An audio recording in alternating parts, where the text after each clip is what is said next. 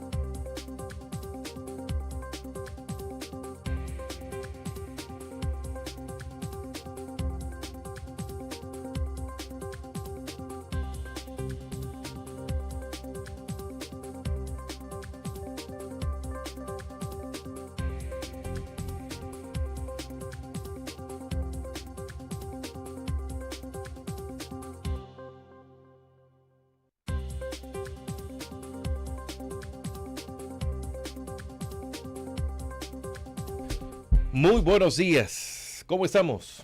5 de marzo, jueves, todavía la luna está bonita. Antier y ayer sí me fijé en la luna, pero el día del eclipse se me olvidó, venía tan pendiente para la radio del dichoso eclipse que se me fue. Ya cuando vine aquí por estos lados, en que hay sectores del país que ni Dios los quiere, no vemos nada en estos lados. Bueno, qué gusto estar con todos ustedes. Sean bienvenidos a Primera Vista, la entrevista con Francisco Gómez, transmitiendo desde San Salvador Centro para todos ustedes. Yo estoy desde la capital, la mera capital. Estamos compartiendo con todos ustedes en este jueves 5 de marzo.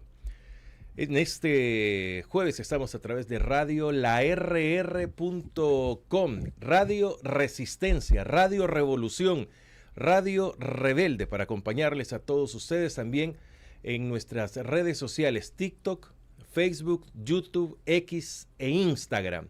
Allí usted nos puede ver, compartir. Lo interesante de todo eso es que usted pueda compartir nuestra señal para que tengamos muchos más argumentos, elementos y que podamos estar muy bien conectados y que nosotros hagamos el trabajo de hormiga, que se haga llegar todas estas voces hasta aquellos que no quieren escucharlo o que se hacen los del ojo pacho, digamos. Así que, y que no quieren escuchar sobre todo. Fran Durán está en controles, soy Francisco Gómez. Inmenso el gusto de estar acompañado de todos ustedes. Hoy tengo al economista Juan José Ortiz. Además de economista, es una de las personas afectadas del caso COSAVI, que en estos últimos días se ha tenido información de que una capa más ha sido habilitada para poder obtener su dinero. Pero en todo este tiempo, ¿qué ha pasado?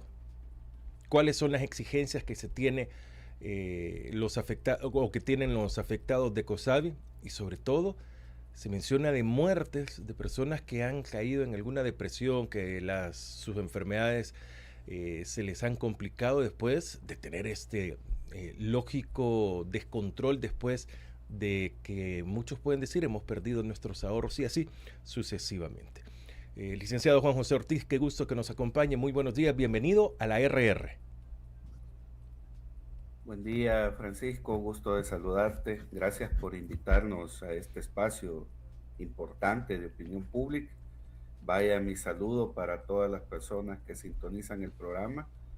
Si están desayunando, buen provecho. Buen provecho para los que desayunan whisky, no frijoles, ¿verdad? Sí. Porque ahora es más barato comprar whisky que comprar frijoles, así que buen provecho para los que ya desayunan whisky a esta hora de la mañana bueno, no sé si el cafecito lleva whisky, pero buen provecho, ¿verdad? Es café con cremora Bueno, yo pensé que era café con perico. Dicen que es el mismo. Así se llama una marca de cremora, dicen, la mala lengua. La mía, que no es tan buena, lo repite. Bueno, Juan José, qué agradable que esté con nosotros. Ya ha estado en las retransmisiones del programa criterios que hacemos cuando lo conduzco. Hemos tenido a otras personas afectadas del caso COSAVI acá en cabina, los hemos tenido en línea también. Ahora por primera vez está en directo solo para la RR Juan José Ortiz. Bueno, ¿cuánto tiempo ha pasado desde que tuvimos la noticia del caso COSAVI que se cierra, que muchos dijeron se ha perdido el dinero, llega la superintendencia del sistema financiero, agarra la cooperativa y de ahí para acá ha sido un crujir de dientes, un lamento tras lamento y pocas respuestas. Hay muchas preguntas pero pocas respuestas. Hacemos un parangón o entramos en contexto para aquellos que ya se les olvidó, porque esos son los objetivos principales que se están teniendo en los últimos años en el país. Dejar que las cosas se olviden, que se olviden, que se olviden y que se olviden, para nunca dar una explicación. Un buen maestro de la locución decía, las deudas viejas no se pagan y las nuevas hay que dejarlas que se hagan viejas para tampoco pagarlas. Adelante, Juan José. Bueno, en efecto, el 1 de marzo se cumplieron 2 años del lamentable caso que estamos viviendo los afectados de COSAVI. Y ese 1 de marzo también se cumplieron 4 meses exactos del último anuncio que la superintendencia hizo de devolución de dinero por capas, de ese sistema obsoleto que no resuelve el problema de los afectados. Casualmente, pues también coincidió que se cumplían 4 meses del último anuncio. En ese marco, pues el día lunes estuvimos frente a las instalaciones de la superintendencia para recordarle, ¿verdad?, a la funcionaria y a otros funcionarios e instituciones del Estado involucrados con nuestro caso, que lamentablemente ya llevamos 24 meses, 11 fallecidos, y si contamos los 9 fallecidos del helicóptero, pues ya 2 años de esta situación, pues ya el caso COSAVI contabiliza 20 personas fallecidas. Sorpresivamente, ¿verdad? Ese mismo día por la tarde, la superintendencia anuncia una nueva devolución de dinero por capa, ¿verdad? Nos habíamos quedado el 31 de octubre en la capa de $70,000 y hoy pues el gobierno, ¿verdad?, a través de la señora Evelyn Gracias, que para nosotros no es Gracias, sino que es Evelyn Desgracias, anuncia, ¿verdad?, la nueva devolución. El día de ayer yo estuve con Julio Flores, ¿verdad?, nuestro presidente de la directiva de afectados, toda la mañana ahí en las instalaciones de COSAVI, verificando, ¿verdad?, el impacto. Y la verdad es que, mira, hasta la 1 de la tarde que nosotros estuvimos en las instalaciones, solo 20 personas pasaron a recoger su dinero. Y hemos generado un nivel de confianza entre los afectados, ¿verdad?, incluso aquellos que ni tan siquiera se han querido organizar en nuestro grupo. Y te puedo decir que ninguna persona iba por $80,000. La gran mayoría de personas iban por $75,000. Si tú haces un cálculo rápido, hagámoslo con 80 para extrapolar, $80,000 por 20 personas son 1,600,000 lo que se devolvió ayer.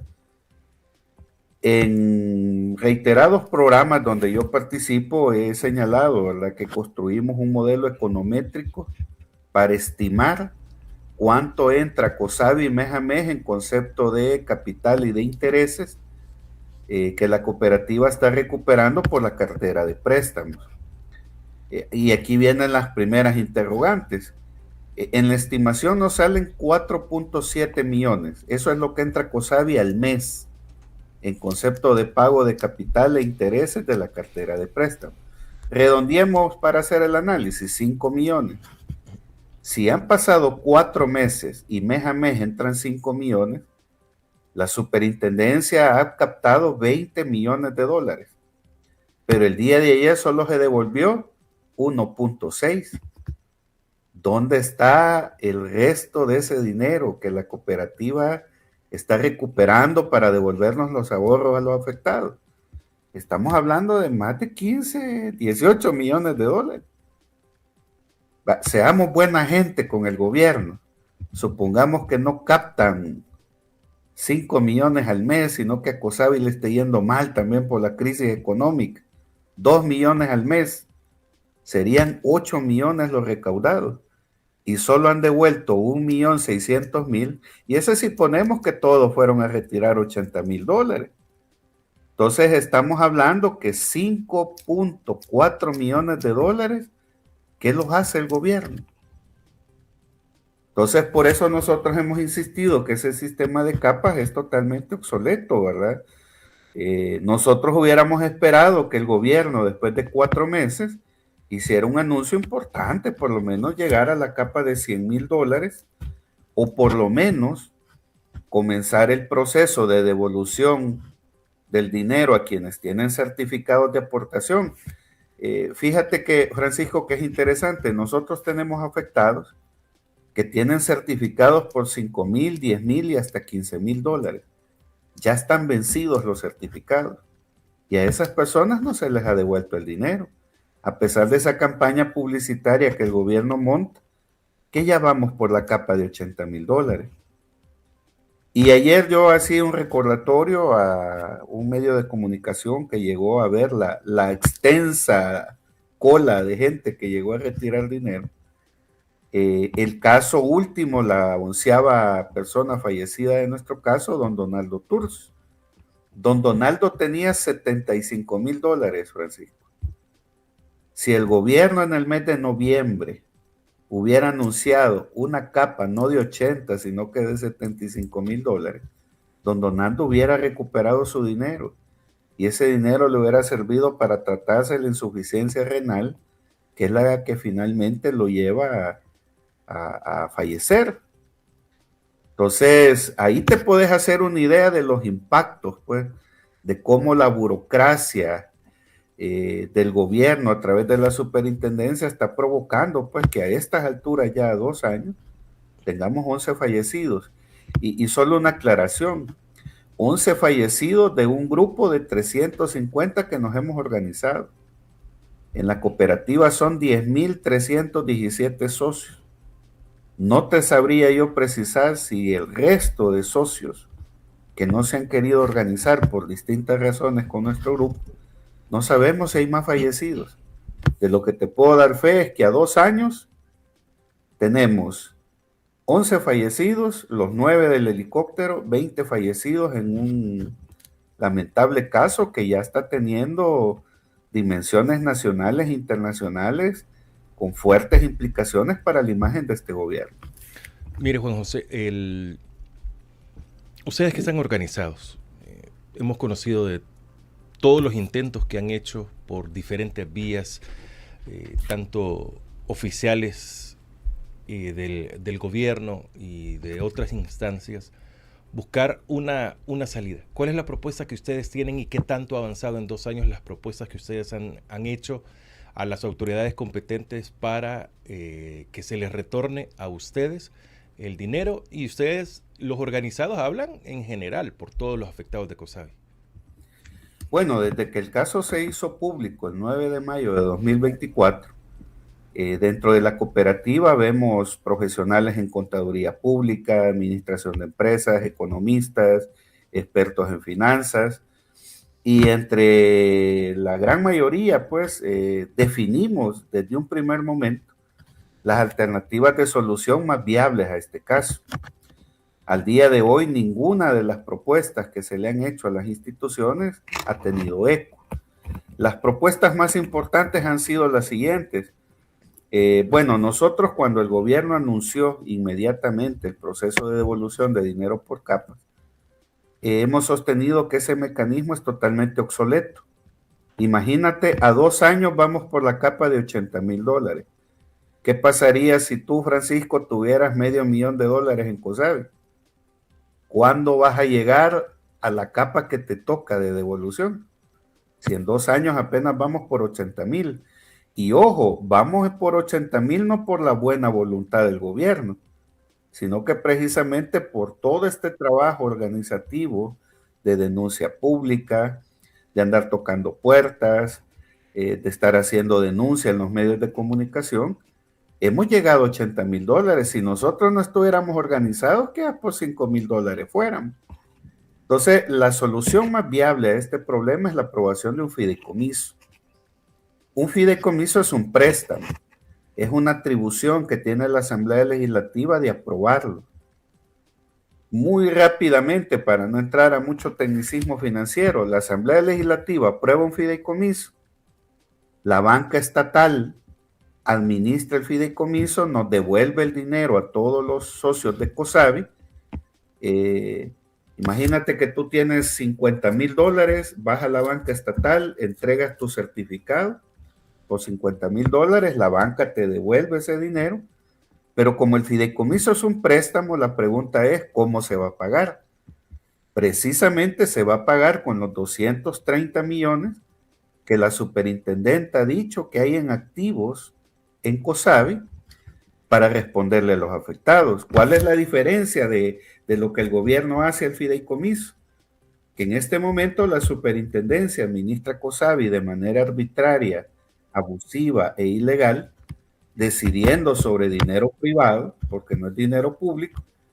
Llevamos 2 años y vamos por la capa de 80,000.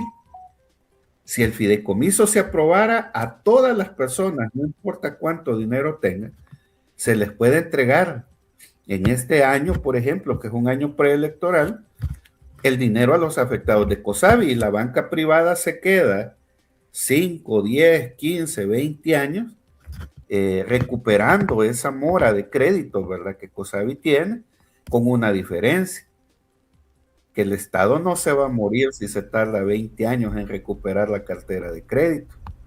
En cambio, nosotros en 2 años que llevamos esperando, ya llevamos 11 muertos. Y a esta velocidad que va el gobierno anunciando devolución de dinero, lo más seguro es que cuando ya venga a recuperar el último afectado su dinero, probablemente ya esté muerto. Entonces el fideicomiso es la figura más viable. Nosotros no le estamos pidiendo regalado dinero al gobierno, no le estamos pidiendo que de los fondos públicos de los contribuyentes nos paguen. Simple y sencillamente estamos pidiendo un préstamo a la banca estatal y ese préstamo se va a pagar con los 230 millones que hay en activos en COSABI. La otra alternativa, que precisamente este lunes que se cumplieron 2 años de este lamentable caso, es pedirle al gobierno que nos devuelva la administración de la cooperativa. Fíjate que, por ejemplo, en 2 años, la Fiscalía le solicitó al juzgado especializado contra el crimen organizado que lleva la causa penal de COSABI, intervenir COSABI. Y eso es normal en un proceso como el que ha sucedido. Tú como juez me autorizas a mí, la Fiscalía, a intervenir COSABI, secuestrar las instalaciones de la cooperativa para sustraer documentos, computadoras, bases de datos, información de la cartera de crédito, es decir, todo aquello que a la Fiscalía le sirva para el juicio penal que se está llevando contra 16 personas que están detenidas acusadas de este desfalco. Ahora, el secuestro, el sentido común dice que se puede tardar 3 meses, aún por lo complicado que pueda ser el caso COSABI, que se tarde 6 meses, 1 año, pero COSABI lleva secuestrado ya 2 años. Y el problema es que ni el juicio penal, ni la Fiscalía, ni el juzgado especializado avanzan en este lamentable caso. Entonces nosotros le hemos enviado 2 escritos, uno al juez especializado contra el crimen organizado y otro a la Fiscalía General de la República, preguntándoles cuál es la situación jurídica de COSABI. Es decir, le preguntamos al juez: señor juez, usted ordenó secuestrar COSABI. Ya pasaron 2 años, ¿cuánto tiempo más necesita la Fiscalía para sustraer información de la cooperativa para el juicio? Entonces, nosotros confiamos, ¿verdad? Llámame ingenuo, llámame iluso.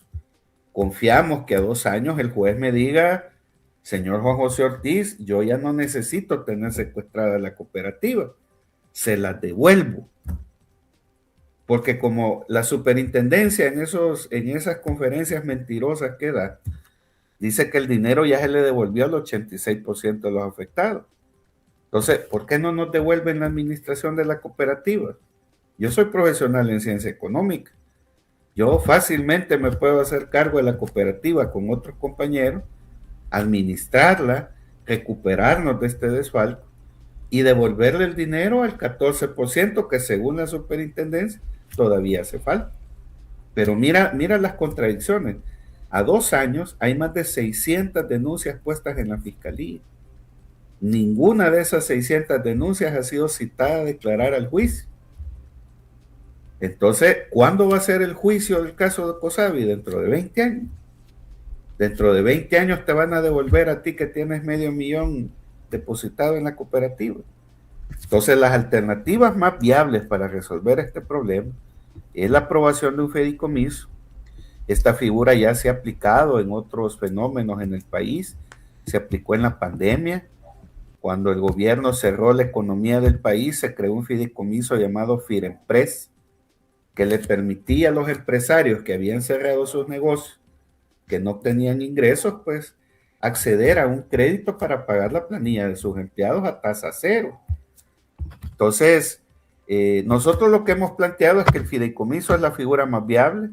Si no nos quieren aprobar el fideicomiso, devuélvanos de la administración de la cooperativa, pero lamentablemente a 2 años, ninguna institución de gobierno involucrada en nuestro caso nos ha querido escuchar, nos ha querido recibir, no se han querido sentar a discutir alternativas de solución desde la visión de los afectados. Y entonces seguimos con este proceso de capas, donde, como te repito, si tú tienes $500,000 ahí, en 2 años apenas hemos llegado a $80,000, ¿cuándo vas a recuperar tú que tienes $500,000 con el agravante que tú tienes 85, 88? Incluso tenemos afectados que ya rayan los 90 años de edad. Entonces, ha sido lamentable, ¿verdad? A 2 años, pues como te digo, el balance es negativo, un total oscurantismo sobre nuestro caso. El gobierno lo que ha hecho es aplicar el secreto de la información como la gran política pública en el caso Cosabi, a pesar de sendos reportajes periodísticos, ¿verdad? Que ustedes como medios de comunicación en el trabajo investigativo han logrado documentar que el caso de Cosabi es un tema político porque fue la clase política la que metió las manos en la cooperativa y particularmente pues el partido de gobierno. Juan José, al accidente del helicóptero donde fallece el gerente general, el principal implicado del caso Cosabi, ¿con eso se cerró o qué pasó con los otros detenidos?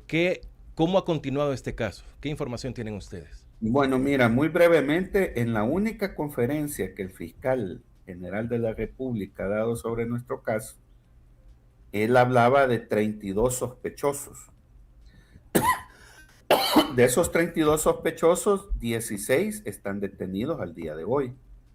Bueno, por lo menos fueron presentados públicamente. Sabemos que han habido otras detenciones, pero sorpresivamente la Fiscalía no los anuncia públicamente. Nosotros, como afectados, no tenemos información sobre el proceso penal. En el proceso penal solo intervienen los abogados defensores de estas personas detenidas y la Fiscalía, que se supone nos representa a nosotros, a los afectados, porque la Fiscalía, pues su función es defender los intereses del Estado. Ahora, ¿cómo vamos a confiar nosotros en una Fiscalía que dijo que el principal sospechoso había sido detenido en Panamá, cuando todo el país pues ha visto, ¿verdad?, que esa ha sido la mentira del año en el caso Cosabi? Y lo más penoso ha sido que el presidente Bukele, la única vez que se ha pronunciado sobre el caso Cosabi, fue precisamente para felicitar al fiscal general por el anuncio de la captura del señor Cotto en Panamá. Ahora, entiendo por las mismas declaraciones que la Fiscalía ha dado que todavía hay 15 prófugos de la justicia. Entre ellos hay funcionarios de alto nivel de la cooperativa que probablemente, al igual que el señor Cotto, saben lo que pasó en COSABI. A eso se debe, pues, que precisamente el gobierno ha decretado reserva de información de este caso, ¿verdad? Nosotros no podemos saber cómo está avanzando el proceso penal. Lo único que te puedo decir es que de 600 denuncias que nosotros hemos puesto, a 2 años de este caso, ninguna de esas 600 afectados ha sido citado a declarar ni en el juzgado ni en la fiscalía como parte ofendida de este lamentable caso. Entonces, la fiscalía no dice cómo van las investigaciones, si ya identificaron dónde están el resto de sospechosos, si se va a generar difusión roja de captura de estas personas, etcétera, etcétera. Entonces, en términos general, como te digo, a 2 años el balance es negativo. Ninguna de las instituciones involucradas en nuestro caso rinde información. A los afectados no se nos ha citado a declarar. Ya llevamos 11 muertos y el proceso de devolución por capas es totalmente obsoleto. Y lo que está solamente es prolongando, ¿verdad?, una agonía no solo para 10.317 personas, sino que los impactos económicos de un problema como el de COSABI ya se están sintiendo a nivel nacional y a nivel internacional. Bueno, Juan José, el caso COSABI, todos los afectados, ustedes lo han elevado a nivel internacional por medio de embajadas y de otras instituciones. ¿Ha tenido algún eco esto? ¿Algún aviso de que puedan ayudar o simplemente ha sido para que se conozca? Bueno, la diplomacia tiene su propia política de actuar en los temas del país, ¿verdad? En el caso nuestro, nosotros hemos insistido mucho con la Embajada de los Estados Unidos porque la misma Fiscalía, en la única declaración pública que hicieron el 8 de mayo de 2024, dijeron que parte del dinero sustraído, el defalco de COSABI, había sido rastreado en territorio norteamericano. En el camino, pues nos fuimos encontrando con afectados que tienen ciudadanía norteamericana. Entonces, se conjuntaron estos 3 elementos, ¿verdad? Ciudadanos norteamericanos afectados. El fiscal dice que parte del dinero sustraído de COSABI ha sido detectado en territorio norteamericano y COSABI está siendo investigada por lavado de dinero. Estos 3 elementos nos llevó, ¿verdad?, a hacerle ver al gobierno de los Estados Unidos que ya el caso COSABI no era un problema solo nacional, sino que ya era un problema de interés del gobierno de los Estados Unidos, porque al haber ciudadanos norteamericanos afectados por un delito como lavado de dinero, ya esto se vuelve un delito federal en los Estados Unidos. Y en ese marco fue que hemos insistido con la embajada de la necesidad de que el gobierno de los Estados Unidos se interese por nuestro caso. Le hemos solicitado a la Embajada de los Estados Unidos una audiencia para darle detalles del caso y que finalmente, ¿verdad?, se haga formal la solicitud de que el FBI colabore con las instituciones salvadoreñas para investigar el caso. ¿Qué es lo que finalmente sucedió en COSABI? ¿Quiénes son sus responsables? ¿Qué es lo que ha pasado? Y como te digo, lo más importante, ¿verdad?, hay ciudadanos norteamericanos, entonces este es un tema de interés del gobierno de los Estados Unidos.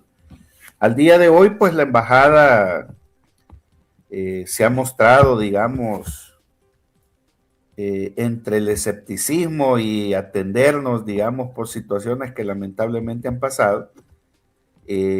Tuvimos acceso al congresista demócrata Jim McGovern cuando él estuvo aquí en el país, en el mes de noviembre del 2024. Mantenemos una comunicación muy fluida con él sobre el caso. Y han pasado cosas bien raras, Francisco.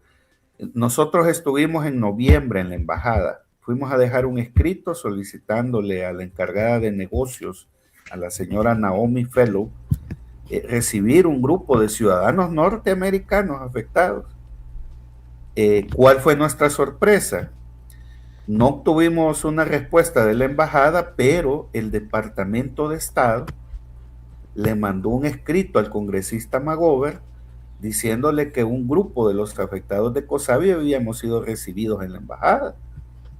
Eso nos movió, ¿verdad? Hoy en el mes de enero, a ir nuevamente a la embajada, ¿verdad? Perdón, hoy a mediados y finales de febrero, a exigirle a la embajada una explicación, porque al día de hoy ni tu servidor, ni ningún ciudadano norteamericano afectado de COSAVI ha sido recibido en la embajada. Entonces, esto llevó, ¿verdad?, a informarle al congresista McGovern. Le hemos dicho que esa nota que el Departamento de Estado envió es totalmente falsa, que no está pegada a la realidad, y esto ha llevado a que el mismo congresista le solicite al Departamento de Estado una explicación. ¿Por qué le dijeron a él que hemos sido recibidos cuando nosotros le decimos que es todo lo contrario? ¿Qué ha provocado todo esto que te estoy contando? Que hoy que fuimos nuevamente a la embajada se mostró con otra actitud. Hoy se nos permitió el ingreso, por ejemplo, para dejar un escrito en la embajada, cosa que en el mes de noviembre no dejaron entrar ni a los mismos ciudadanos norteamericanos. Entonces nosotros le hemos dicho a la embajada, mire, ¿verdad? No tiene sentido que haya una embajada de los Estados Unidos que ni siquiera atiende a sus propios ciudadanos. Juan José Ortiz y todos los salvadoreños andamos más preocupados por los ciudadanos norteamericanos que su misma embajada.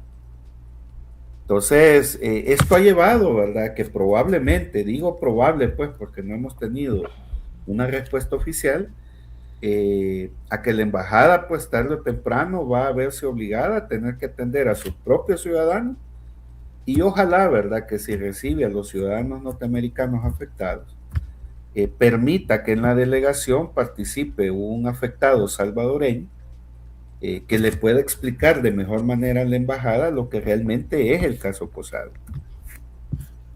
Bueno, complicado sin duda. Para ir cerrando este tema, porque tenemos otro también no muy bueno de la misma forma, con muchísimos problemas. ¿Qué medidas esperan en los próximos días que ustedes tomen, o se vislumbra una nueva capa también de parte del Estado, del gobierno, para que pueda retirar más personas su dinero de COSAVI? Bueno, nosotros el llamado que hemos hecho desde noviembre, ¿verdad?, que estuvimos en la superintendencia, es invitar a la voluntad política al gobierno, ¿verdad?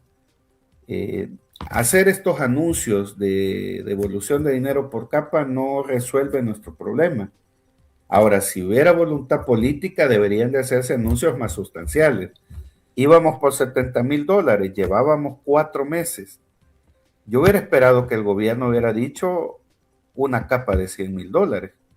O como te digo, comenzar el proceso de devolución del dinero de aquellos afectados, ¿verdad?, que tienen $5,000, Francisco. Es increíble cómo el gobierno dice que vamos por 80,000 en devolución, pero hay asociados que tienen certificados de aportación de $5,000 que ya están vencidos, y a esas personas no se les ha devuelto el dinero. Entonces, nosotros esperaríamos 3 cosas. Si el gobierno va a seguir con este mecanismo obsoleto de papas, que haga anuncios más importantes. Por ejemplo, ¿verdad?, vamos por 80. Yo te decía, se devolvió 1,600,000, pero la superintendencia ha tratado 8 millones. Yo esperaría que en el lapso de una semana, en vez de hacer un anuncio de $90,000, que lo más seguro nadie tiene $90,000, hagan un anuncio de por lo menos 100,000 o $125,000. Creo que eso de alguna manera impactaría en los afectados. Segundo, que hagan el anuncio de la devolución de las cantidades menores de los certificados de aportación. Tercero, pues invitar al gobierno, ¿verdad? Estamos en un año preelectoral. Yo en reiteradas ocasiones le he dicho a Nayib Bukele que resolver el caso COSAVI le mejoraría la imagen al gobierno a nivel nacional e internacional. más en un año preelectoral donde sus diputados y él mismo van a empezar a solicitar el voto para reelegirse nuevamente en los cargos públicos. Entonces nosotros esperaríamos voluntad política. Vamos a ir a la Asamblea Legislativa, hoy que vamos a un año preelectoral, nos vas a ver muy seguido ahí. Vamos a ver si es cierto que los 57 diputados que el gobierno tiene se llenan la boca diciendo que representan al pueblo.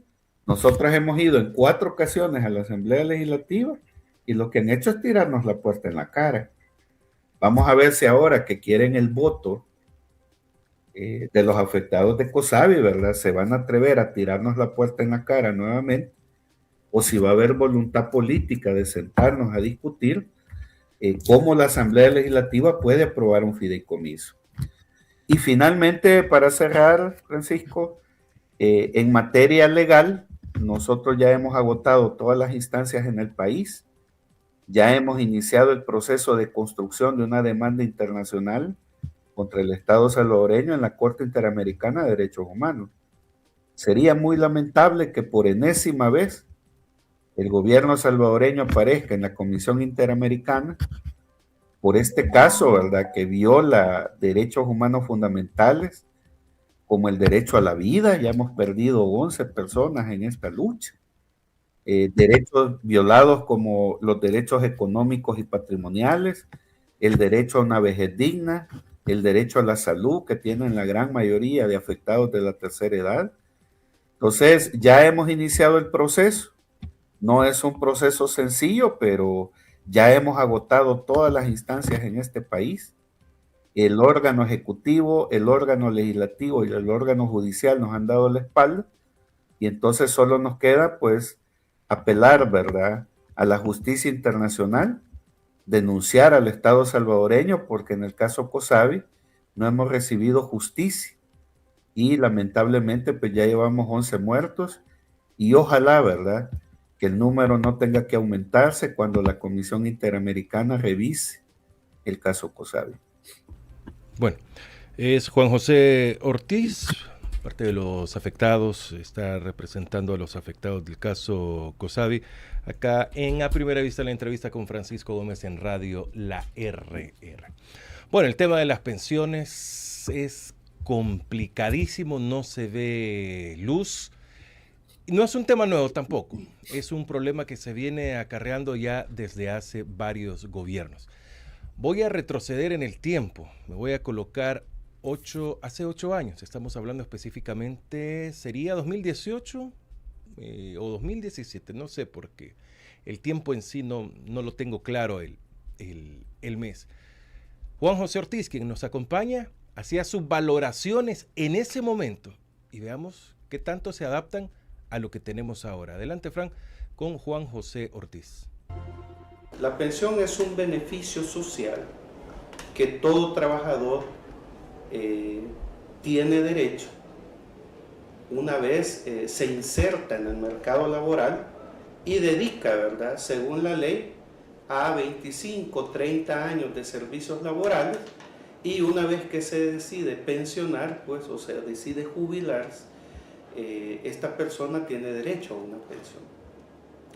Pero políticamente hablando, como te decía, para mí la pensión solo tiene 2 definiciones: o es un negocio o es un derecho humano fundamental.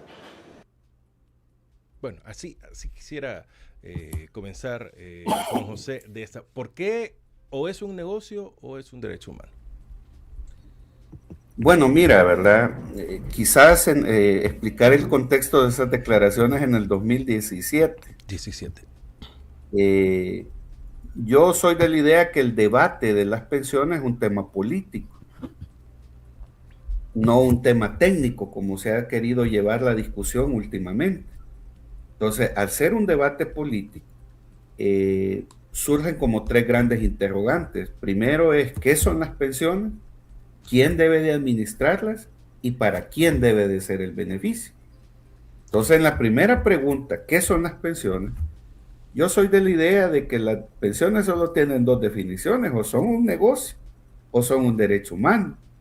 Y dependiendo la visión con la que tú te cases como funcionario público, Así van a ser las medidas y las reformas que se van a implementar. Al día de hoy lo que te puedo decir es que desde el surgimiento de las AFP en 1997, todos los gobiernos de turno, los gobiernos de Arena, los gobiernos del FMLN y el gobierno de Nuevas Ideas han considerado las pensiones un negocio. Entonces, veamos cuáles han sido las reformas que se han aplicado con esa visión de creer que las pensiones son un negocio. Desde el aparecimiento de las AFP, como te decía, en el 97, han habido muchas reformas al sistema previsional. Yo quiero concentrarme en tres fundamentalmente. Como te digo, han habido más, pero quiero concentrarme en tres para que la gente entienda cómo hemos llegado al problema de las pensiones. La primera gran reforma desde el aparecimiento de las AFP se hizo en el gobierno de Arena de Elías Antonio Saca. En ese gobierno se aprobó el famoso decreto 100, el famoso decreto del fideicomiso, ya que hemos estado hablando de fideicomisos en el caso COSAVI. ¿Qué era el fideicomiso? Como lo he explicado, el gobierno, a través de una ley, obliga a las AFP a prestar dinero de los trabajadores del fondo de pensiones para pagar pensiones y garantizar el funcionamiento del aparato de gobierno.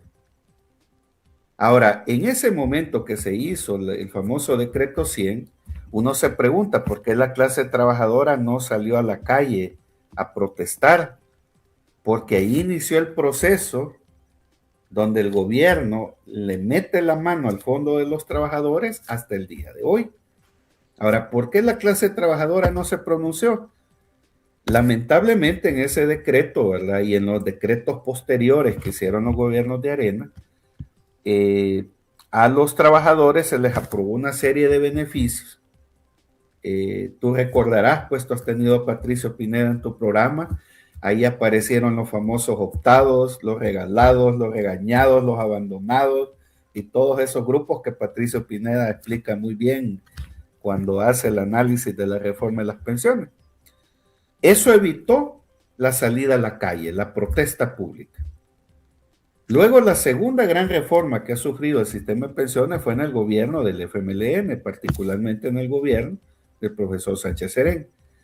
Ahí el gobierno hizo una reforma donde ampliaron, digamos, el fideicomiso y el gobierno del FMLN aprobó que el gobierno podía solicitarle prestado a las AFP hasta el 49% del total del fondo que tienen los trabajadores para pensionarse. Ahora, ¿por qué no salieron los sindicatos, las organizaciones de trabajadores a protestar por esa reforma que hizo el Frente? Porque dentro de la reforma el Frente metió un beneficio, que era que si tú tenías más de 20 años ya cotizando, podías retirar el 25% del fondo de tu cuenta privada. Y entonces el malestar se detuvo, porque la gente dijo, a mí no me importa que el gobierno saque el 49%, pero yo voy a sacar mi 25%. Y la última gran reforma la ha hecho el gobierno de Nayib Bukele. Aquí la reforma es la más peligrosa de todas, porque Nayib Bukele en el 2022, sus diputados aprobaron que ahora el gobierno ya no puede agarrar el 49% del fondo de los trabajadores, sino que puede disponer del 100% si las necesidades del país así lo requieren, con el agravante que se recetaron que durante 4 años no iban a pagar ni intereses ni capital por estar agarrando dinero del fondo de los trabajadores. Ahora, ¿por qué en el gobierno de Nayib Bukele la gente tampoco salió a protestar? Porque muy hábilmente el gobierno de Nuevas Ideas, ¿verdad? El Nayib Bukele, aprobó un aumento a la pensión mínima, ¿verdad? Tú recordarás, en el decreto de ley aparece que las pensiones sufrieron una variación del 30%. Entonces nuevamente la gente dice, mi pensión es de $189, el gobierno me la aumenta en 30%, llego a 400. Ahí enamoraron a la gente. sin que la clase trabajadora se percatara de que ahora Nayib Bukele puede agarrar el 100% del fondo de pensión para el funcionamiento del Estado. Ahora, estas tres reformas tienen tres características. Las tres tienen las mismas características. Primero, el gran ganador de todas estas reformas fueron las AFP. El negocio se les mantuvo intacto en los gobiernos de Arena, en los gobiernos del FMLN y en el gobierno de Nuevas Ideas. Segunda característica, el gran ganador también fue el gobierno de turno, porque los gobiernos de turno tuvieron dinero, liquidez para el funcionamiento del aparato del Estado. Y la tercera característica, y la más triste y lamentable, es que en estas tres reformas que yo te he mencionado, el gran perdedor siempre ha sido la clase trabajadora. Entonces miremos el concepto, ¿verdad? Todo eso ha implicado considerar las pensiones un negocio. Entonces, como las han considerado un negocio, las reformas que se han hecho son reformas para beneficiar a las AFP. Para las AFP las pensiones son un negocio. Darle liquidez al gobierno, para el gobierno las AFP son un negocio, pero la clase trabajadora ha sido la gran perdedora en esta reforma. Entonces, desde mi perspectiva, yo me voy al otro lado. Para mí las pensiones no son un negocio, son un derecho humano.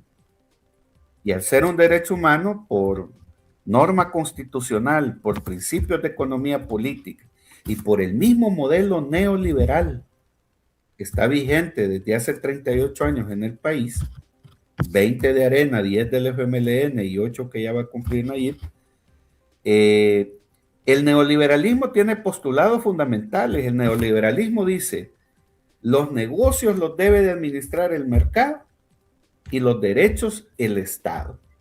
Entonces ya hemos visto, quienes creen que las pensiones son un negocio, dejan que las pensiones las administre un privado y el mercado.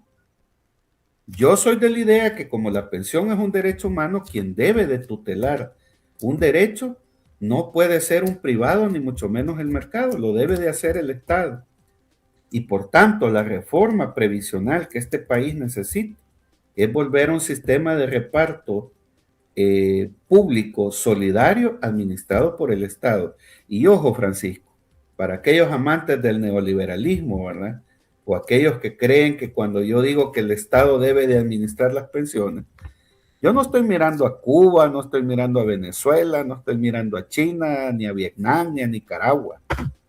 Los 7 países más desarrollados del mundo capitalista, Estados Unidos, Canadá, Francia, Alemania, Gran Bretaña, todos los Países Bajos, Finlandia, Noruega, Suecia, etcétera, etcétera. Es decir, todo el mundo capitalista desarrollado tiene sistemas de reparto previsional público. Entonces, cuando yo hablo de que la reforma que el gobierno debe de hacer es volver a un sistema de reparto solidario, es decir, tú que estás joven, que estás entrando al mercado laboral, con la aportación para pensionarte, solidariamente apoyas a mi persona que ya voy de salida del mercado laboral para obtener una pensión. Entonces, ¿qué es en definitiva la propuesta que desde hace más de 8 años yo vengo haciendo? Volver a un sistema de reparto eminentemente estatal, un sistema de reparto solidario, donde los jóvenes que están ingresando al mercado laboral, solidariamente, ¿verdad? La contribución sirve para pagarle las pensiones a quienes ya van de salida del mercado. Ahora, al día de hoy no sabemos, ¿verdad? El gobierno debió haber presentado en el mes de febrero la reforma que el Fondo Monetario le ha exigido al gobierno para poder seguir gozando del préstamo de 1.400 millones. No sabemos si este gobierno va a seguir considerando las pensiones un negocio o va a dar un viraje y las va a considerar un derecho humano. En el 2022, Nayib Bukele consideró las pensiones un negocio. Para su gobierno era un negocio estar sacando dinero del fondo de los trabajadores a costa del dolor y el sacrificio de la clase trabajadora. No veo yo por ningún lado visos o anuncios de este gobierno de querer dar un viraje y de querer convertir las pensiones en un derecho humano. Es decir, volver un sistema administrado por el Estado y que eso implique la desaparición total de las AFP.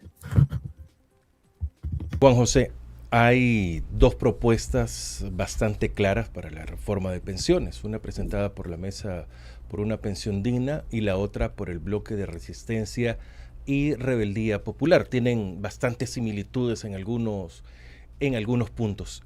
¿Usted las ha conocido ambas propuestas? Y si las ha conocido, ¿qué opinión tiene? Bueno, sí, he tenido la oportunidad de leer ambas propuestas. Interesantes las dos.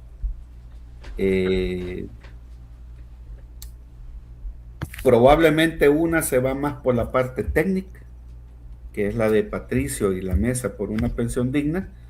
Creo que la propuesta que presentó el economista César Villalona se va más por las valoraciones políticas.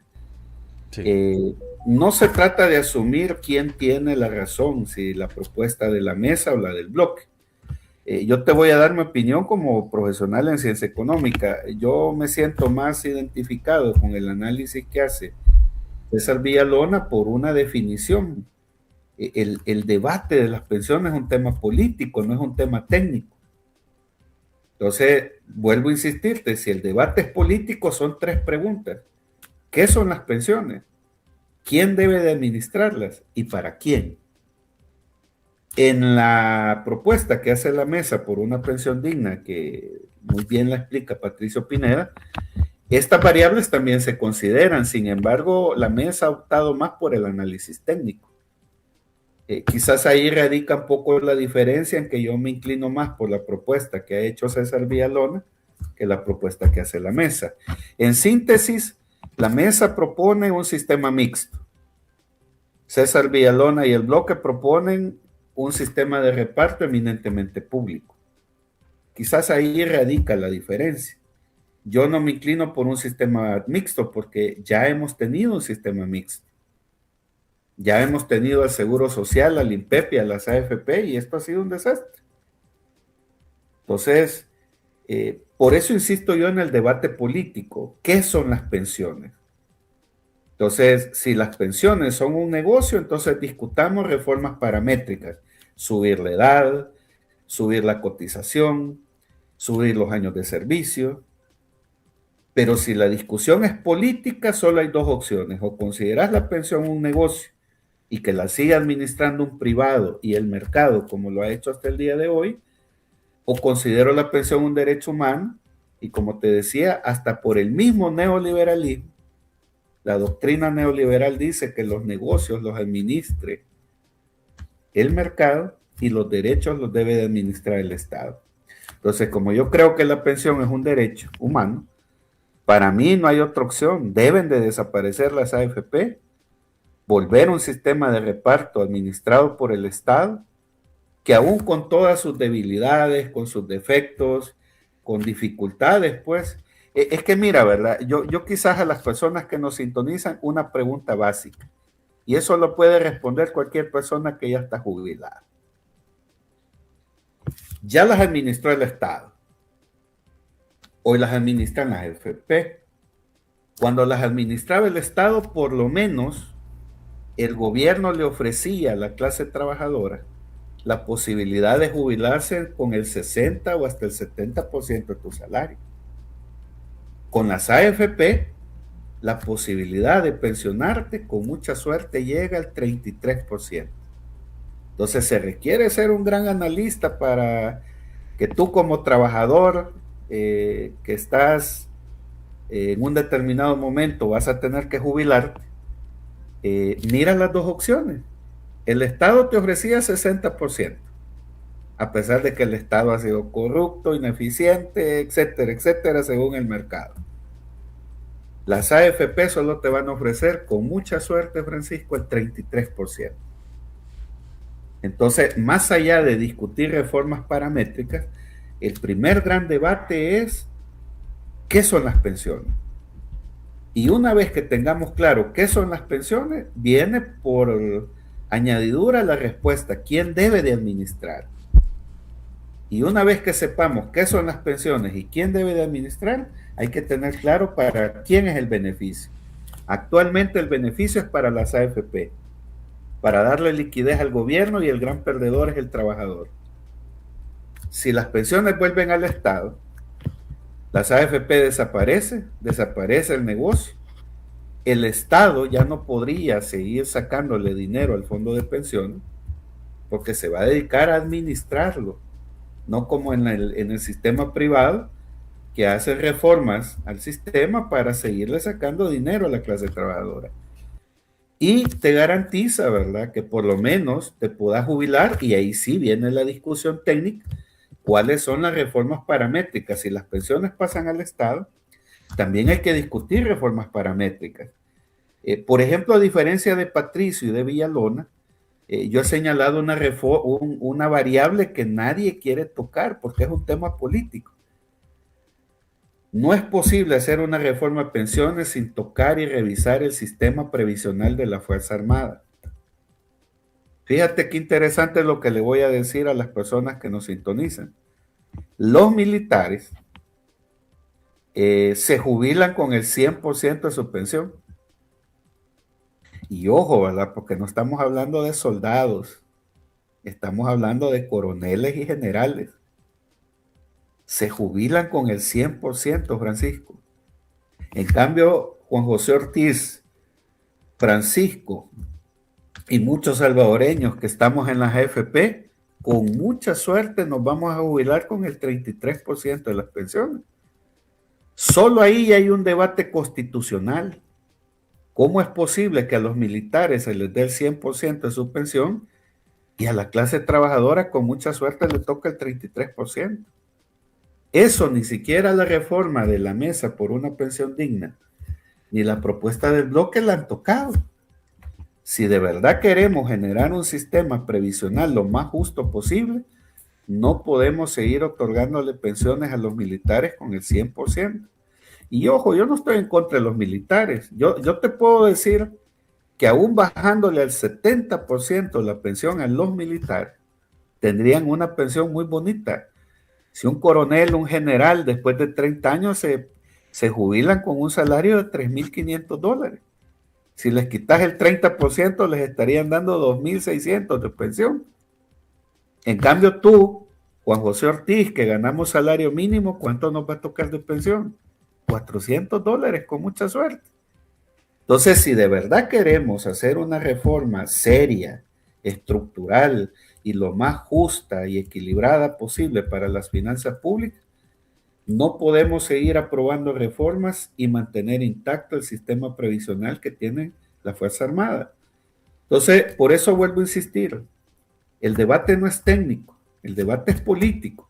¿Por qué Nayib Bukele no quiere tocar las pensiones de los militares? Bueno, no hay que ser un genio para saber por qué no lo quiere hacer. ¿En dónde radica el poder que en este momento tiene Nayib Bukele? En el respaldo que recibe de la Fuerza Armada. ¿Se va a atrever Nayib Bukele a tocar el fondo de pensiones de los militares? Entonces, esas son las discusiones políticas que hay que tener. No estar discutiendo cuánto de ganancia le quitamos o le aumentamos a la AFP. Entonces, yo desde esa perspectiva he leído las dos propuestas, creo que ambas tienen elementos importantes, valiosos para construir una reforma integral, pero yo personalmente me decanto más por la propuesta de César Villalona de volver un sistema de reparto eminentemente estatal. Juan José, quiero al analista y al economista, no sé si se pueden fusionar, pero lo político de lo técnico, ¿lo tengo que separar obligadamente o busco equiparar porque no se puede separar? Mira, no se pueden separar. Yo no estoy diciendo que no hagamos una discusión técnica y que solo hagamos una discusión política. Pero esa es como la velocidad de un carro mecánico, pues. Cuando tú arrancas tu carro, no puedes meter quinta de un solo. Tenés que meter primera, luego metes el clutch y pasas a segunda, luego a tercera. Entonces, es una secuencia lógica el análisis político. Primero discutamos qué son las pensiones, si son un negocio o son un derecho humano. Si son un derecho, ¿quién debe de administrarlas? Debe administrarlas el Estado. ¿Quién debe de ser el beneficiario? La clase trabajadora sin distinción. Pero no podemos hablar de clase trabajadora y los militares aparte. Entonces, y una vez que tengamos claro eso, discutamos cosas técnicas, discutamos si es necesario subir la edad. Por ejemplo, los militares se pensionan a los 55 años, los hombres. Pero a los demás se nos obliga a pensionarnos a los 60 años. Incluso ya se está valorando la posibilidad de subir la edad. Imagínate que no suben la edad los hombres a 65 o a 70 años. Pero los militares, como se gradúan jóvenes de cadetes, a los 50, 55 años ya tienen 30, 35 años de servicio. Entonces, ¿cómo es posible que tú y yo vamos a trabajar 65 hasta los 65, 70 años y los militares se siguen pensionando a los 55? Y ellos reciben el 100% y nosotros vamos a recibir el 30%. Entonces, no se pueden separar, Francisco. La discusión debe de ser primero política y luego técnica, pero no al revés. Primero técnica y luego política, porque esa ha sido la dinámica de todos los gobiernos. Vendernos la idea de una discusión técnica, pero las decisiones tienen impactos políticos. ¿Cuáles han sido esos impactos? Que las AFP cada año siguen ganando más y más dinero por no hacer absolutamente nada que tener tu dinero en la cuenta de ahorro. Para esa gracia, mejor disolvámosla y ve a meter tu dinero al banco. Entonces, no se puede separar, sí. Francisco, ahí sí tenés toda la razón. Mire, Juan José, el debate debe ser político y una vez que tengamos claridad política de qué son las pensiones, discutamos las reformas paramétricas técnicas. ¿Y por qué se dilata, se tarda tanto en hacer una propuesta el gobierno? ¿O se puede hacer la propuesta sin que se diga absolutamente nada? Únicamente hay una negociación entre el Fondo Monetario Internacional y van a decir, ¿y qué tiene? O sea, hoy están con que el fondo, si siempre están en contra. Lo que pasa es que es una de las condiciones. Pero, ¿por qué se tarda tanto el gobierno? ¿Con quién tiene que negociar o quién tiene que avalarles la propuesta que se tiene? ¿Por qué tanto silencio? Bueno, mira, como tú bien has dicho, hay silencio, ¿verdad? Entonces solo queda especular. Yo soy de la idea que el gobierno ya tiene lista la reforma que va a hacer. Ahora, lo que varía, digamos, ya depende del analista que tú tengas, ¿verdad? Muchos dicen que el gobierno no va a presentar este año la reforma porque le va a subir la edad, va a subir la cotización, es decir, van a considerar las pensiones un negocio. Y entonces si le subís la edad, eso tiene implicaciones electorales de cara a las elecciones de febrero del próximo año. Yo te voy a dar una opinión muy polémica. Yo no creo que el gobierno no ha presentado la reforma porque está haciendo cálculo electoral. Es que si esa lógica fuera así, que cada vez que el gobierno va a implementar algo y si a la población no le gusta, eso va a tener costos electorales, el gobierno no hubiera despedido a más de 20,000 personas del sector público. Porque si tú eres uno de esos 20,000 despedidos, solo que estés rematadamente loco, tú y tu familia van a volver a votar por nuevas ideas, cuando ha sido este gobierno el que te ha despedido. Entonces, la lógica es, muchos analistas dicen, la reforma no se va a presentar este año por los costos electorales. Yo creo que no. Yo creo que la reforma se va a presentar. El gobierno está esperando el momento político, por ejemplo. Probablemente esto es especulación, pues porque como te digo, el gobierno no da información. Yo creo que la reforma ya la tienen lista y la van a implementar, la van a presentar a la Asamblea paralelamente con el pliego de reformas electorales que todavía están pendientes de ser aprobadas en el Congreso. Por ejemplo, el voto electrónico. La encuesta de la UCA dice que 9 de cada 10 salvadoreños perciben que la economía está mal. Entonces, el gobierno no se la va a jugar. Si las elecciones fueran este domingo, por la economía del país, el gobierno pierde estas elecciones. Entonces, ¿qué es lo que viene? Reformas electorales, el voto electrónico. ¿Por qué? Porque si la gente sale masivamente a votar, a través del voto electrónico podés consolidar el fraude digital. Entonces, ¿cuál va a ser la idea?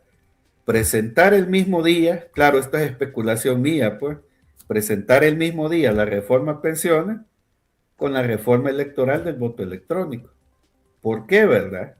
Porque la gente que no cotiza va a estar más interesada en el voto electrónico que en el sistema previsional de pensiones. El mismo Patricio lo ha dicho, de cada 10 salvadoreños solo 2 cotizan. Según esa tesis, solo 2 deberían de votar en contra de nuevas ideas, porque los otros 8 no cotizan. No, la idea es generar una cortina de humo, o sea, buscar el momento oportuno para presentar la reforma, evitar que la clase trabajadora salga nuevamente a la calle, que eso sí sería peligroso a meses de una elección, ¿verdad? Entonces yo creo que la reforma el gobierno ya la tiene lista, la va a presentar, tiene que presentarla porque si no el Fondo Monetario no le va a hacer los desembolsos que necesita del préstamo, pero creo que lo van a hacer en una coyuntura donde se van a presentar un pliego de reformas para que la reforma de pensiones quede ahí un poco olvidada, ¿verdad? Y que los salvadoreños estemos discutiendo. Por ejemplo, ahora, te voy a poner el ejemplo más ridículo que he visto yo en los medios y en los analistas. ¿Y qué le interesa al país si Betty Arana es abogada o no es abogada? Pero esa es la gran discusión que tienen las plumas pagadas del gobierno. Entonces, todos estamos discutiendo si estamos a favor o en contra de Betty Arana. Mientras tanto, le bajaron los impuestos al whisky, pero no le bajan los impuestos a los alimentos de la canasta básica. Entonces, como te digo, pensaría yo que el gobierno va a esperar el momento oportuno. Si se aprueba el voto electrónico, el gobierno está seguro que aunque la gente se moleste con la reforma de pensiones, el fraude digital está garantizado para perpetuarse en el poder. Bastante duro, sin duda. Y poco esperanzador. Estamos, bueno, el 1 de junio del 2024 se anunció que se iba a extirpar ese cáncer de la economía en El Salvador. O sea, de la mala economía. Y que venía el despegue económico. 1 de febrero de 2024. Hoy estamos 5 de marzo de 2026, a poco menos de un año de las elecciones presidenciales. ¿Se ha dado el despegue económico hasta el momento, según su conocimiento, Juan José? Bueno, fíjate que aquí es interesante escuchar el discurso de ese 1 de junio que Nayib Bukele dio ahí en el centro de San Salvador, ¿verdad? En el Palacio Nacional. Nayib no habló de despegue económico ni de milagro económico. Él habló de medicina amarga y obligó a todos los simpatizantes de él que estaban ahí presentes, los obligó a levantar la mano y jurar no quejarse por esa medicina amarga. Nayib está por cumplir este 1 de junio ya 2 años de un gobierno pues inconstitucional, y lo único que ha cumplido no es el milagro económico, lo que ha cumplido es que en estos 2 años lo que le ha dado a la clase trabajadora, a los sectores populares, a los sectores marginados y excluidos de este país, es medicina amarga. Allá tú sí levantaste la mano desde tu casa y dijiste, sí, Nayib Bukele, prometo no quejarme. Entonces, yo no he visto absolutamente nada que me indique a mí que este país va caminando por la sendera de la reactivación económica. Seguimos siendo el país de Centroamérica que menos inversión extranjera trae. Seguimos siendo el país de Centroamérica que menos va a crecer. Bueno, hoy es 5 de marzo. El gobierno, a través del Banco Central, debió haber presentado, a más tardar el lunes pasado, el informe del desempeño de la economía en el 2025. Todavía no lo ha presentado. Las encuestas dicen que 9 de cada 10 salvadoreños perciben que la economía está mal. Y yo no creo que la gente vaya a salir de la pobreza quitándole los impuestos al whisky.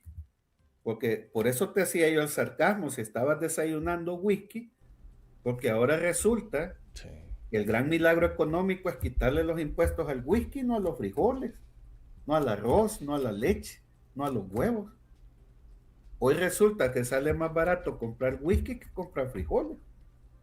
Entonces, si aquí vamos a generar un milagro económico, exonerando a grandes empresarios de pagar el 30% de sus impuestos, pero al sector informal de la economía que anda ahí en el centro de San Salvador, lo que le ofrece es garrote, estado de excepción y el secot, pues yo no veo por ningún lado dónde está el disque crecimiento económico. El gobierno dice que compra todos los días un Bitcoin. Entonces, yo invitaría a la gente a hacerse 3 preguntas en un año preelectoral. Cada vez que el gobierno haga un anuncio vendiéndonos la idea que vamos en el camino de la reactivación económica. Pregúntese si con haberle quitado los impuestos al whisky, usted va a salir de la pobreza o no. Pregúntese si con quitarle los impuestos al whisky, usted como jefe de hogar va a llevar más sustento a la mesa de su núcleo familiar. Y tercera pregunta, pregúntese si con quitarle el impuesto al whisky, usted va a conseguir un trabajo o va a conseguir un mejor trabajo del que ya tiene. Para mí esas 3 preguntas son las fundamentales en un año preelectoral. Cada vez que el gobierno haga un anuncio y la maquinaria publicitaria diga que, pues sí, pues porque ahora hoy ya no se hacen planes, sino que todo se deja a la voluntad de Dios. Ahí salieron de manera chabacana diciendo que la seguridad ya no es un tema del plan control territorial, sino que es un milagro de Dios. Entonces ahora resulta que nos quieren vender esa misma historia con el tema económico, que si el país avanza, va a ser por un milagro de Dios, no porque hay un plan quinquenal para reactivar la economía. Entonces yo invitaría a la gente a hacerse esas 3 preguntas cada vez que el gobierno anuncie una medida económica para mantener distraída a la gente de los graves problemas que tiene la economía. Primera pregunta, sí. ¿Va a salir usted de la pobreza con la medida económica que el gobierno anuncia? Sí. Segunda pregunta, ¿va a llevar usted más sustento a su núcleo familiar? Y tercera pregunta, ¿va a usted conseguir trabajo? Porque el gobierno anuncia una medida económica en un año preelectoral. No, definitivo que no. Bueno, Juan José, voy a leer algunos comentarios que nos llegan al 7090-8415, nuestro número de WhatsApp. Se los reitero, 7090-8415, para que tengamos la respectiva retroalimentación de los oyentes en A Primera Vista, la entrevista con Francisco Gómez en Radio La RR.com. Sí, Radio La RR, A Primera Vista, lunes a viernes estamos con todos ustedes, sí, lunes a viernes estamos acompañándoles a las 7 por la mañana, de madrugada, nos dice Juan José. Buenos días, paisanos, saludos, fiel la escucha de Radio La RR, con información veraz de la realidad salvadoreña. El dinero alcanza cuando nadie roba, gritaba el inconstitucional, y hoy está raspando ollas y cacerolas. Se termina el fondo de pensiones del trabajador salvadoreña. La mal llamada Asamblea Legislativa son macetas decorativas al servicio de la nueva familia terrateniente en el poder. El milagro económico de Bukele solo se refleja en el patrimonio de la nueva familia. Manda saludos también el señor Joaquín, que ahí está siempre en nuestra sintonía. Buenas noches, amigos. Lo que pasa es que está del otro lado del mundo. Buenos días, como siempre, los jueves se pone bueno. ¿A qué cooperativa le estarán robando dinero para pagarle a COSAVI? Saludos desde San Salvador Centro. Qué pena, yo sospecho que esos 230 millones de dólares ya se los robaron hace tiempos. Adiós, cooperativa, dicen. El problema está en que la gente del gobierno está involucrada y es una minita de oro. Juan José, ¿y ustedes son parte de ese juicio? ¿Los detenidos son, como se dice, gatos? ¿Nos podría mencionar cómo van las gestiones de las diferentes embajadas? Ojalá quienes tienen su dinero en la cooperativa tomen sus precauciones. Una pregunta para todos, o para todas las focas. ¿Cuántos entre ustedes trabajan para la multinacional Amazon? Buena pregunta. Ojalá quienes tienen su dinero en la cooperativa tomen sus precauciones. Saludos, excelente exposición. Los certificados de aportaciones es solo un nombre. Se entregaron dólares deben devolverse. Que aumenten las capas por lo menos a $100,000. Excelente invitado, representante de los afectados de COSAVI. Gracias por mantener informada a la población salvadoreña del caso COSAVI, que es tan sonado a nivel nacional como internacional. Pero tan lindo que hablaba Nayibicito Chulo antes. Buen día, licenciado Ortiz. Pregunta, ¿cómo hacemos para sacar del poder al principal delincuente y sus serviles? De lo contrario, esto no va a cambiar. ¿Se perderá el dinero de las pensiones? Esta es una pregunta. A los generales, el pago viene de la CIA. Vaya. El gobierno tiene la cola pateada para que varias alcaldías y otros de Nuevas Ideas son deudores de COSAVI. Más claro, ni el agua. Al FMI lo que le interesa es que el gobierno actual se embarque pidiendo más dinero y dejando al país en bancarrota. Hay que llevar whisky a la mesa del comedor mejor. No sé si será esa la solución. Aunque hasta ahora no cae bien el whisky, entiendo. Dicen. Hola, buenos días. Saludos. Gracias, Maricat. ¿Cómo está eso? ¿Cómo está eso de que hoy los alumnos podrán sacar el DUI antes de tiempo? Ese es el gran tema que ayer salió el registrador del RNPN y la señora ministra de Educación, de que los que cumplen años, entiendo, de septiembre a septiembre, podrán obtener el DUI para que puedan emitir su voto. Sobre todo es para eso, no es para otra cosa, porque si fuera para facilitar cualquier cosa, valga la redundancia, eso fuera perenne. Pero ahora, y se está pidiendo la autorización a los padres de familia para que esto se pueda dar, y muchos hablan de una obligatoriedad que en algunos centros escolares desde ayer les empezaron a decir en el turno de la tarde. ¿Será cierto? No sé. Usted es el mejor testigo. Cuando les lleguen estas notas, ya andan, como dicen los jóvenes, rolando 2 circulares. Queremos saber si es cierto. Hoy debería de conocerse en algunos centros escolares. Y la otra pregunta, ¿ya les entregaron el paquete escolar? ¿O será que las circulares llegarán primero que el paquete escolar a muchas escuelas? Ustedes nos ayudan, por favor. Por el momento están pidiendo la autorización de los padres. Pues de eso hablan, ¿no? Cuando el pueblo les pide que no a la minoría, el gobierno nos ignora. Saludos, Rosa Salvaje, que ahí está. Nelson Francisco, muy buenos días. Si vamos a poner 60 diputados para que desaparezcan ustedes, Gorgojos. Buenos días. Qué aburrido. Cámbiese, maestro.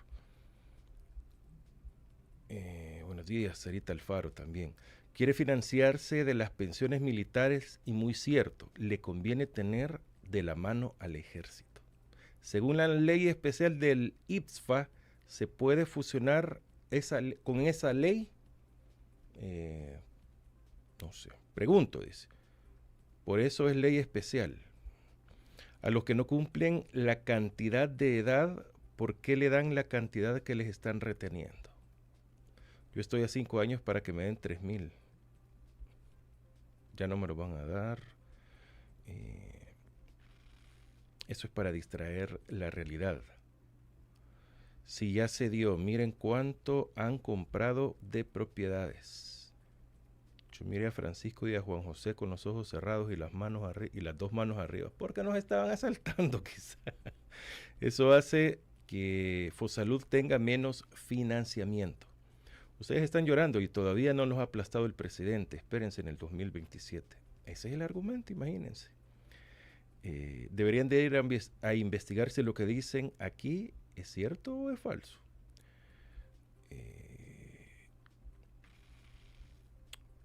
Usted mire los ojos cerrados y las 2 manos arriba, jurando también. Para ese gorgojo que preguntó por... vamos a ver. ¿Para dónde estaba? Se me perdió. Para ese gorgojo que preguntó. Yo trabajo para Amazon aquí en los Estados Unidos y ¿cuál es el problema? No, estamos preguntando aquí en El Salvador. Lectura comprensiva. Hoy todos lo saben ustedes. Gracias. Quieren que voten sin ser capataces según la ley. Aquí en Estados Unidos puedes sacarlo 6 meses antes de cumplir la mayoría de edad. ¿Y quién está diciendo que no? Quieren reformar la ley donde habla del menor capaz que limita obligaciones y derechos. Eso del paquete escolar es un desorden.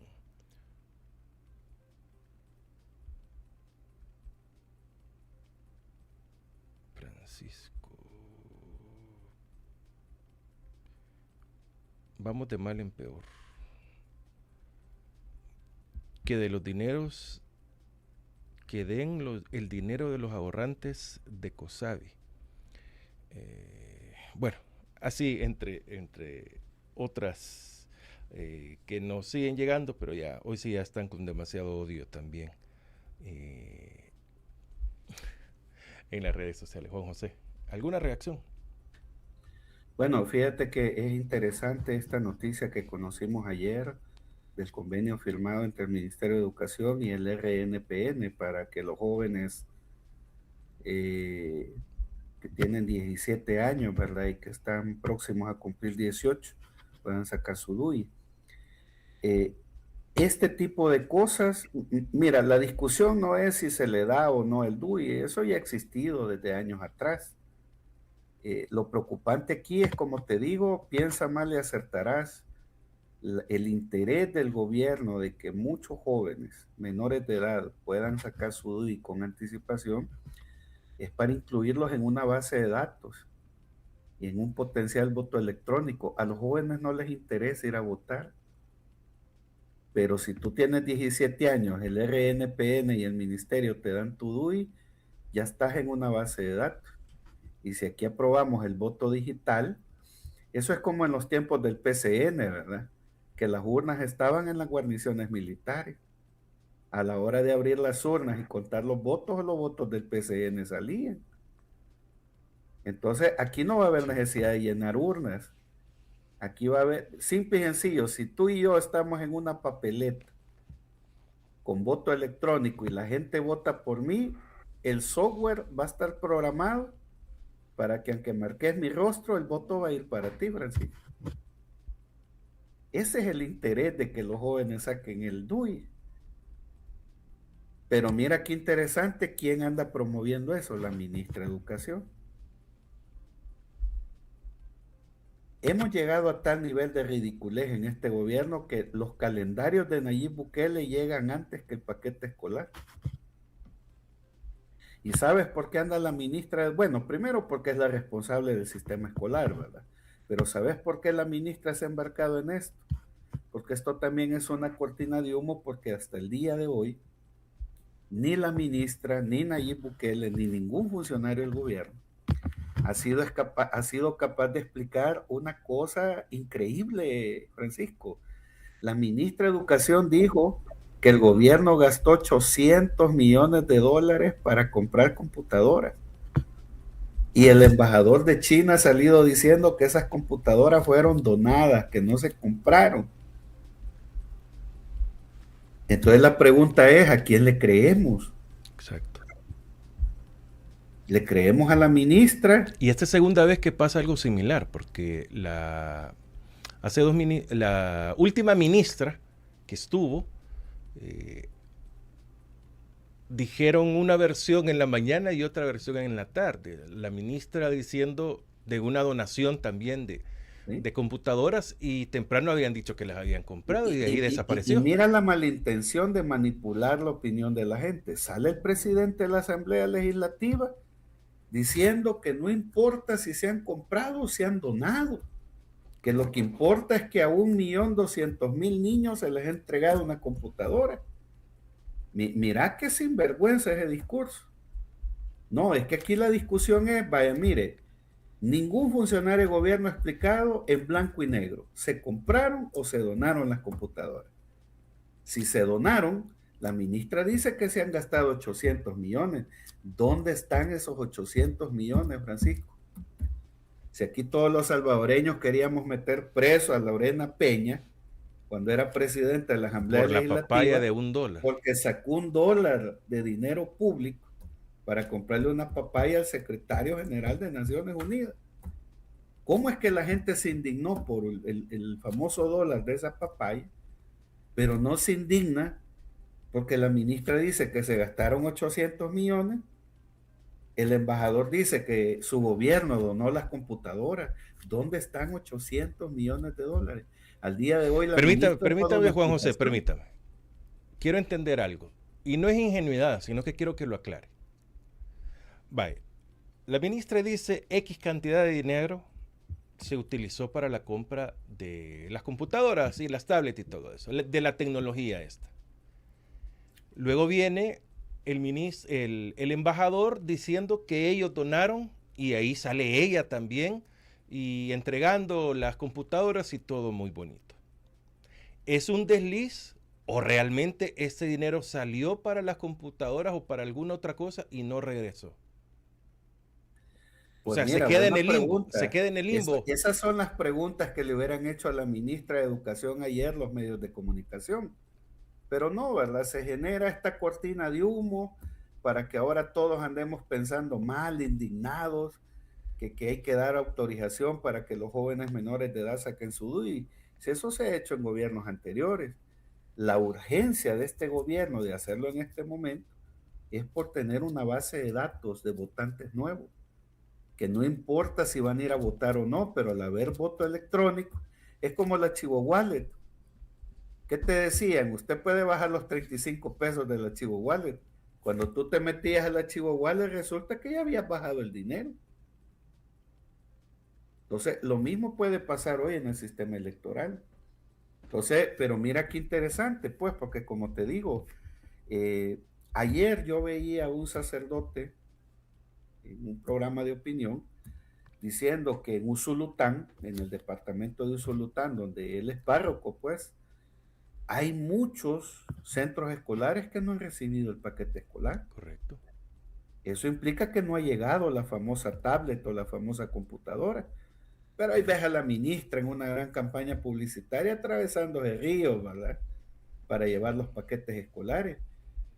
¿Cómo es que los calendarios que andan regalando los diputados de Nuevas Ideas llegan más rápido que el paquete escolar a las zonas rurales? No tiene explicación eso.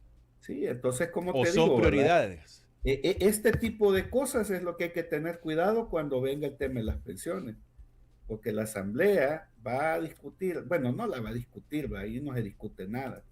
El gobierno va a presentar la reforma de pensiones junto con otro pliego de cosas para que la gente se distraiga y finalmente aprueben una reforma de pensiones que si la siguen considerando un negocio van a volver a pasar tres cosas. Los grandes ganadores van a ser las AFP, el gran ganador va a ser el gobierno que va a obtener liquidez y el gran perdedor va a ser la clase trabajadora.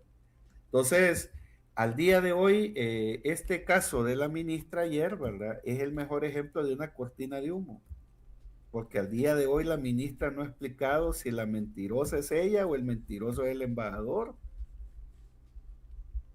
Porque si el embajador tiene razón, ¿dónde están esos 800 millones de dólares?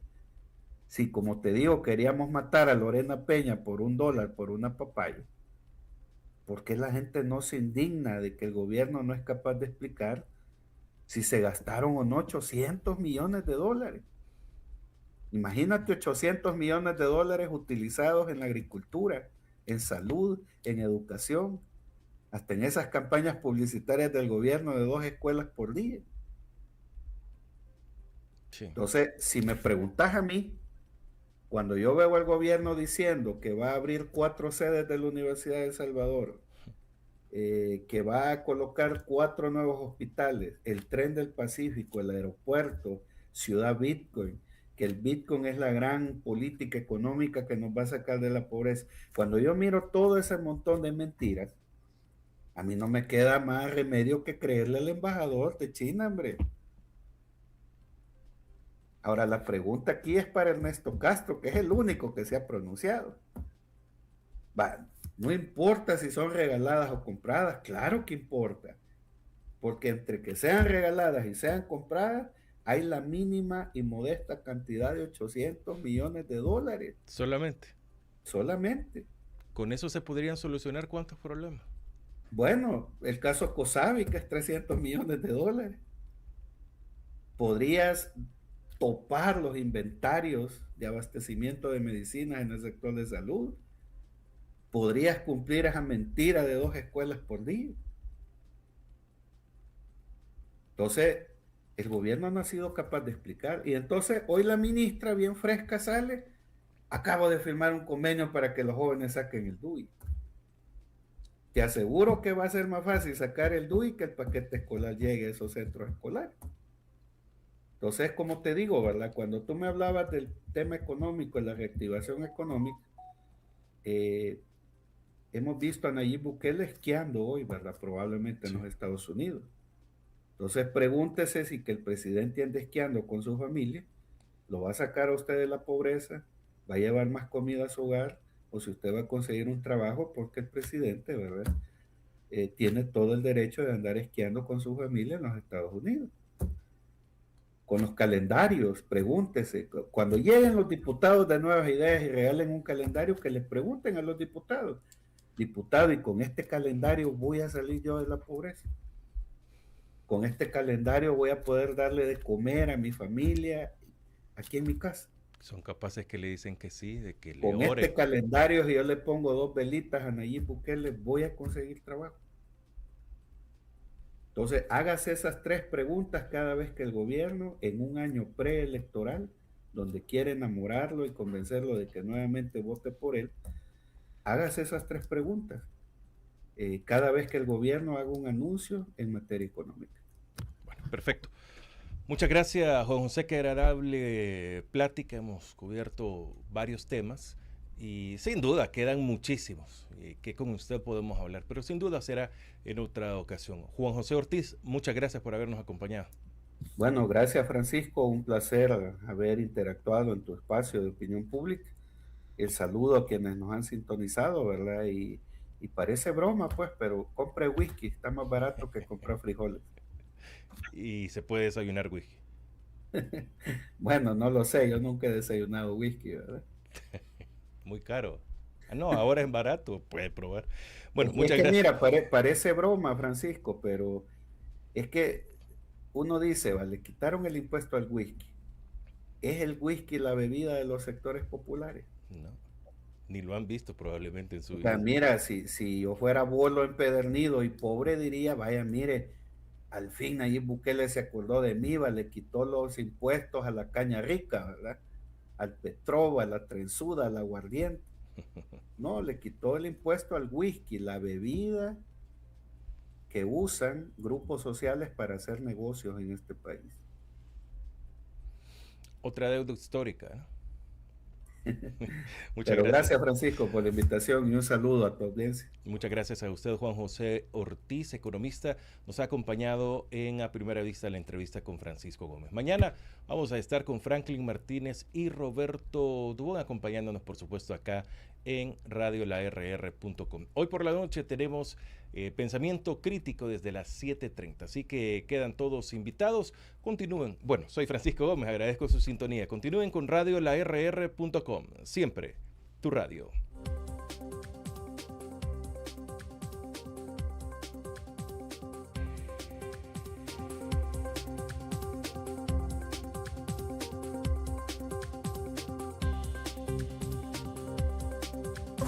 La entrevista, el